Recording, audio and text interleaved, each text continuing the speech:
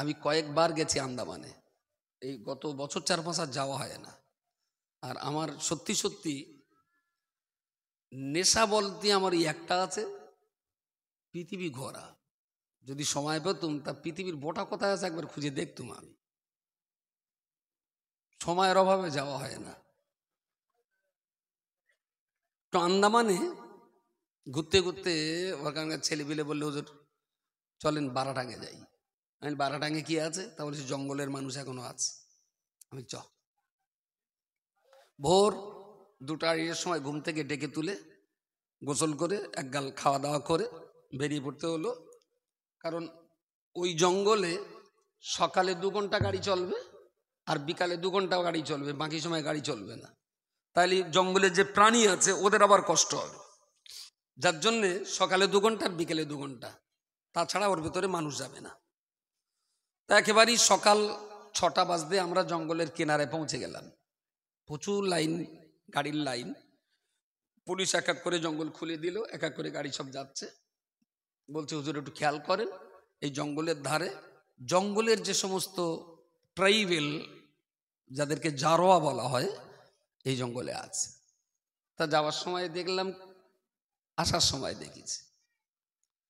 তো আসার সময়টা একটু বেশি একেবারেই রোমান্টিক।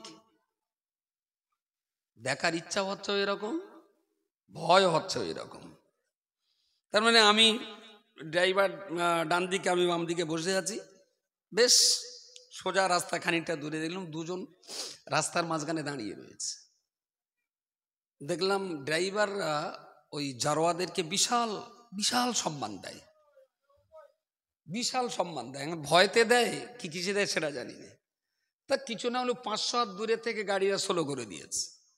ওরা দুজন রাস্তায় দাঁড়িয়ে আছে, গাড়ি আসছে। আমি দেখছি ওদের দুটোর হাতে দুটো ওই কুরুলের পাতা মতো, আর সূর্য পড়ছে তো মাঝে মাঝে একেবারে চিকমিক করে উঠছে। কাছাকাছি দিয়ে দিলাম যে দুটো ওই টাঙি না কি বলে, ওর পাতাটা বেশ চওড়া। ওরা রাস্তার মাঝখানে দাঁড়িয়ে গাড়িটা আস্তে আস্তে একদম, ওরা ওখানে এরকম জায়গায় যে গাড়ি একদম ফুল ব্রেক করে দিল। ওরা এবার ওখান থেকে এসে ড্রাইভারের কাছে এসে হাত পেতেছে। হাত পেতেছে মানে কিছু দিতে হবে। ড্রাইভার বললো, ভাই কিছু আছে? আমি বলি, হ্যাঁ আপেল আছে। তাহলে দেন। একটা আপেল দিল, ওরা নিল।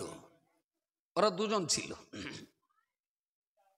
আমি জন্ম জন্মান্তরেও কখনো ভুলবো না যে পৃথিবীর নির্ভেজাল খাঁটি হাসি, একেবারেই ভেজাল মুক্ত হাসি, এক গাল ভরে দুজন হেসে দিলে। আপেল দিয়েছে তো বিরাট সন্তুষ্ট ওরা।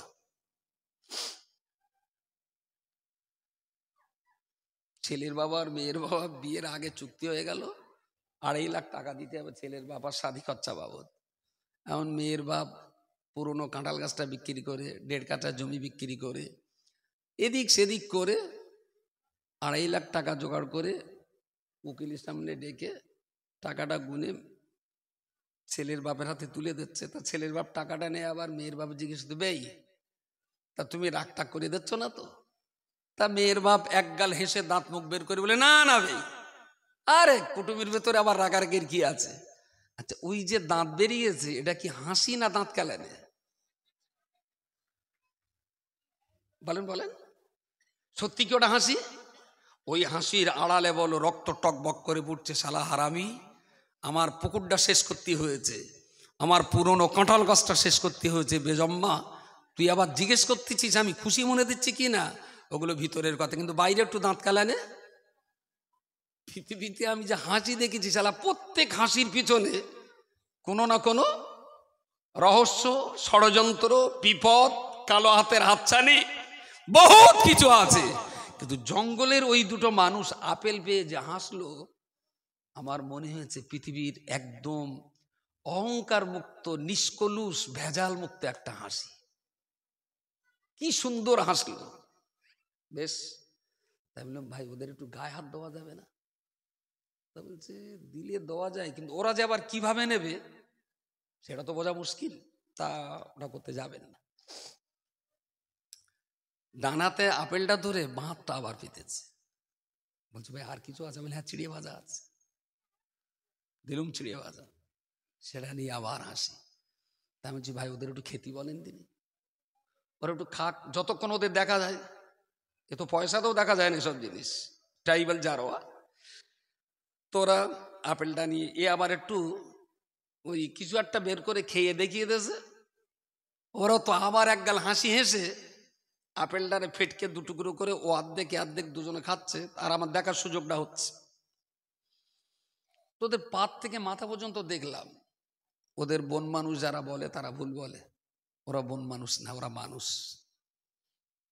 আমি ওদের পায়ের আঙুল পর্যন্ত গুনেছি, ঠিক 5টা করে আঙুল আছে, হাতের আঙুলও গুনেছি, গিরোও দেখেছি, শুধু গায়ে হাত দিতে পারিনি।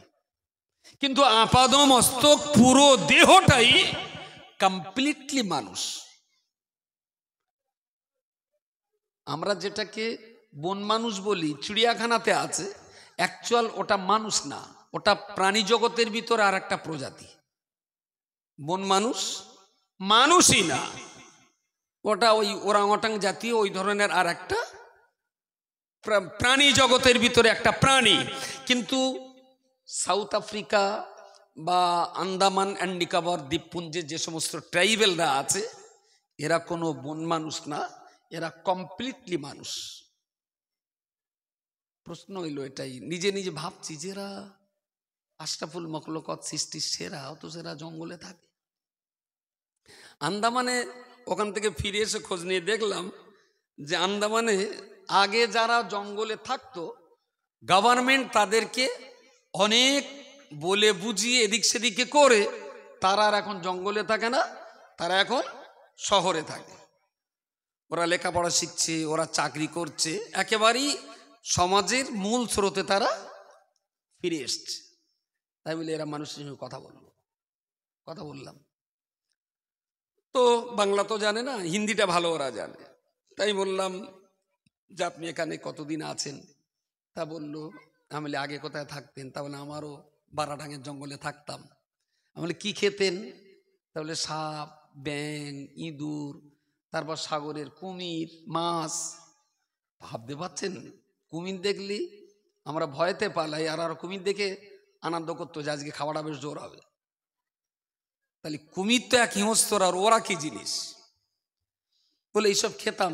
আমি বলি বৃষ্টি বাদলা এলে? বলো ওই পাতা টাতা একটু গায়ে দিয়ে থাকতাম। আমি বললাম শীতকালে? তাহলে পাতা টাতা জড়িয়ে থাকতাম।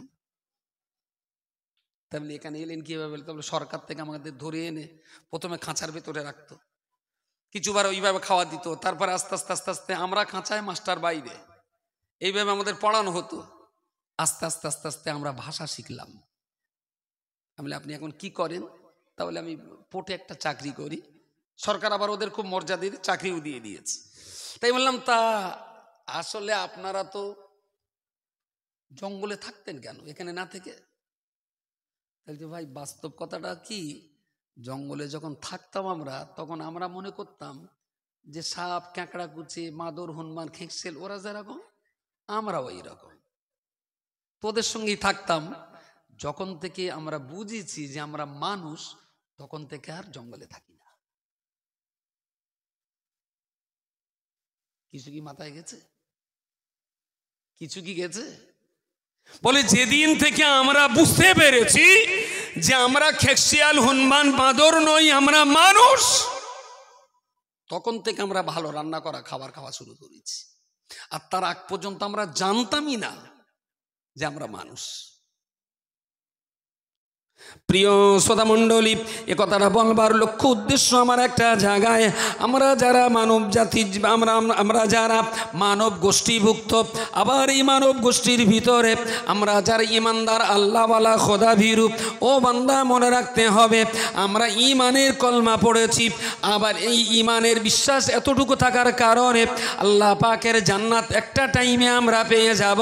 ও বান্দা মনে রাখতে হবে, তাহলে যে মুসলমানের ভিতরে ইমান রয়েছে, যে মুসলমানের ভিতরে আল্লাহর বিশ্বাস রয়েছে, যে মুসলমানের ভিতরে মুহাম্মদুর রাসূলুল্লাহ সাল্লাল্লাহু আলাইহি ওয়াসাল্লামের রিসালাতের বিশ্বাস রয়েছে, এই মুসলমান কখনো চোর হতে পারে না, এই মুসলমান কখনো গুন্ডা হতে পারে না, এই মুসলমান কখনো হারামখোর হতে পারে না, এই মুসলমান কখনো খুনি আসামি হতে পারে না, এই মুসলমান কখনো কখনো মদ কিংবা গাঁজাখোর হতে পারে না, এই মুসলমান কখনো বনের জমি ফাঁকি দিতে পারে না, এই মুসলমান কোনো দিনের জন্য মানুষকে মারতে পারে না, এই মুসলমান মানুষের কল্যাণ ছাড়া অকল্যাণ কাজে কখনো লাগতে পারে না। আসলে আসলে মানুষের জন্য ভালো বিল্ডিং, মানুষের জন্য ভালো বিদ্যুৎ, মানুষের জন্য ভালো খাবার, মানুষের জন্য লেপ কম্বল তোষক, মানুষের জন্য ফ্রিজ কিংবা হিটার, মানুষের জন্য সুন্দর বাড়ি, আসলে এইগুলো আমার জন্য সুন্দর। এটা তখনই আমি বুঝতে পারবো যখনই আমি আমার নিজেকে মানুষ বলে চিনতে পারবো। ট্রাইবেল জারোয়া যারা, ওরাও তো মানুষ ছিল, কিন্তু জঙ্গলে যখন তারা থাকতো ওরা বুঝেছিল আমরা শেয়ালের মতো প্রাণী, আমরাও কুকুর বাঁদরের মতো প্রাণী, আমরা হাঙর কিংবা কুমিরের মতো একটা প্রাণী। তো সবাই যেমন থাকে আমরাও তাদের সঙ্গে থাকব। কিন্তু যেদিন তারা বুঝতে পেরেছে যে না না না না, তামাম দুনিয়ার ভিতরে আমাদেরকে শ্রেষ্ঠ করে তৈরি করা হয়েছে, সেই দিন থেকে আমরা আর কাঁচা গোস্ত খাই না, সেই দিন থেকে রান্না করে খাই, তখন থেকে আর উলঙ্গ হয়ে থাকি না, সেই দিন থেকে আমরা জামা কাপড় পরি। ট্রাইবেল জারোয়ারা যখন বুঝতে পারলো আমরা প্রকৃত অর্থে মানুষ, তবেই তো তারা জঙ্গল ছেড়ে দিয়েছে। ইমানদার মুসলমান চুরি ডাকাতি খুন রাজানি জেনা বেবিচার মদ জোয়ানে পড়ে থাকতে পারত না। আসলে ও যে ইমানদার, ওর ভিতরে যে জান্নাত পাওয়ার মতো ইমান রয়েছে, ওই ইমানদার নিজেকে আসলে আজও তারা চিনতে পারেনি। সত্যি যদি নিজের ইমানকে জানতে পারত, সত্যি যদি নিজের মান মর্যাদা জানতে পারত, তাহলে এই মুসলমানের দ্বারাতে এত অপমানজনক, লজ্জাজনক, এত নীচ মনোবৃত্তির কাজ করা এ মুসলমানের দ্বারায় কখনো সম্ভবপর হতো না। বাকি আর কি অস করা লাগবে? বলি আর কি অস করার দরকার আছে বলে মনে হয়? ট্রাইবেলরা জানতো না যে আমরা মানুষ, তাই কুমির ধরে পুড়িয়ে খেত। আর যখনই জানতে পেরেছে মানুষ, তখন এসি কামরায় থাকে আর মাছ গোস কিনে ফ্রিজে রাখে, ওরা আর জঙ্গলে থাকে না। মুসলমানদের ভিতরে যে এত বড় সম্পদ আছে, এরা যদি জানতে পারতো তাহলে আর বিড়ি পাশায় চুমু দিত না। যে ঠোঁটে জমজমের পানিটা মানানসই, যে ঠোঁটে আবে কাউসার মানানসই, সেই ঠোঁটে গাঁজার ধোয়া। গাঁজা শরীফ আছে না, ওরা খুঁজলি পাওয়া যাবে। বাপ্পাড়া ছোট কলকেটর দেখ ভাঙা চড়াও। হ্যাঁ, হিরোইন আর কোরেক্স। তাহলে তো ভালোই বললেন। আমি তো নাতির কথা বলছিলাম, আপনি তো দাদু দৌড়ে টানাটানি করছেন। এরা আসলে আজও জানে না যে ও দামি কত, ওর মান কত, ওর শান কোথায়, ওর মর্যাদাটা কোথায়, ও সৃষ্টি জগতের ভিতরে কত গুরুত্বপূর্ণ সৃষ্টি। ও যদি জানতো তাহলে ওর জীবনটা বারাটাঙ্গের জঙ্গলে শেষ করে দিত না। ওরাও জানে না যে ওরা মানুষ, আর এরাও জানে না যে এরা মুসলমান।